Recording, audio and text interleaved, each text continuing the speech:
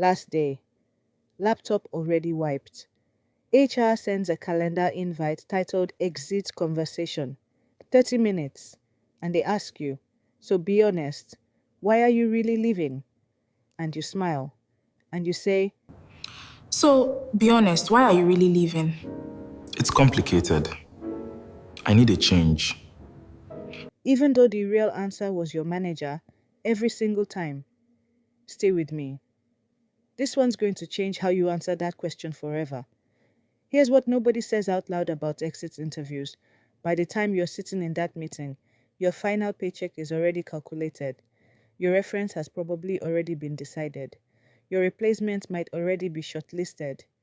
You have nothing left to gain from telling the truth, and potentially something to lose. A reference, a rehire eligibility box, a LinkedIn recommendation you might still want someday. So what happens? Everyone in that room performs the same script. HR asks the safe questions. You give the safe answers. Both sides know it's theater. Both sides do it anyway. It's not designed to surface the truth. It's designed to close the file with something that looks like feedback without anyone having to actually act on it. Let me tell you about Priya. Priya ran HR for a mid-sized company, and she noticed something in year 2 that bothered her more than anything else on her dashboard. The same manager, 3 exit interviews, 3 different employees, 3 files that all said seeking new opportunities and no specific concerns to report. She pulled the actual notes from all 3 conversations, side by side off the record. All 3 had mentioned in some careful, softened way that this manager took credit for their work in front of leadership. Every one of them had said it, just never on paper, never with their name attached. Priya realized the exit interview data had been telling her exactly what was happening for over a year. She just hadn't been looking at it as a pattern. She'd been filing it as noise. But here's where the story changes. Priya stopped treating exit interviews as isolated conversations and started treating them as a data set. She went back 3 years. She tagged every departure by manager, not just by department. One name kept surfacing with the same soft, careful language. Wanted more visibility. Felt overlooked. Ready for a change. 6 people. One manager. Over 18 months. She brought the pattern, not the anecdotes, to leadership. Not someone said something bad about him. A documented trend across 6 departures with the same underlying theme.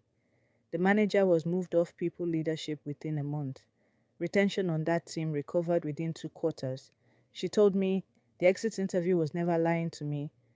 I was the one not listening to what 6 people had already told me, one at a time, softly, on their way out the door. So let me be very, very clear with you today as your millennial HR friend. Exit interviews aren't useless. They're just useless as single data points, and companies treat them as single data points instead of a pattern to be tracked over time. Be honest. This is a safe space means nothing here has any real consequence for me, but say it anyway.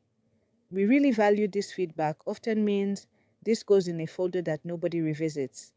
Here's what real career wisdom looks like for both sides. If you're leaving, say what's true, but say it for your own record, not because you expect it to change anything. Send a shorter, honest note to someone you trust who's staying separately off the record. If you're the one collecting this data, stop reading exit interviews as single stories. Read them as a trend line by manager, by team, by quarter. The truth is almost never in one conversation. It's in the 6th one that sounds exactly like the first. The best response to a system built on polite non-answers is not a scorched earth exit interview. It's not finally telling them everything on your way out the door, even though the best response is Priya. Looking past the single conversation, finding the pattern hiding in plain sight, and finally acting on what 6 people had already tried to say, one careful sentence at a time. The best response is you, understanding that your honest exit answer might not change anything for you, but it might be the 6th data point that finally moves someone else. So if you've ever softened your exit interview answer to protect a reference, that's not the dishonesty. That's just how the system was built. But if you're the one holding the folder full of those answers, This is your sign to stop filing them and start counting them, because the truth was never missing from exit interviews. It was just never being read as more than one conversation at a time. I'm your millennial HR friend, and I'm always going to tell you what HR in your office won't. Drop a comment in the comments with the softest lie you've ever told in an exit interview, and share this with someone in HR who's sitting on more patterns than they realize.